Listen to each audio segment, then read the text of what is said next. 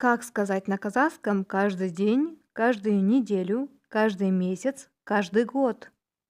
Күн сайын, каждый день. Күн сайын, ерте тұруға тырысамын. Стараюсь вставать рано каждый день. Күн сайын, ерте тұруға тырысамын. Апта сайын, каждую неделю. Апта сайын, моншаға барамын. Я хожу в баню каждую неделю. Апта сайын, моншаға барамын. Ай сайын, каждый месяц. Ай сайын, жалақы аламын. Каждый месяц получаю зарплату. Ай сайын, жалақы аламын. Жыл сайын, каждый год. Жыл сайын, шетелге шығамын. Я езжу за границу каждый год. Жыл сайын, шетелге шығамын.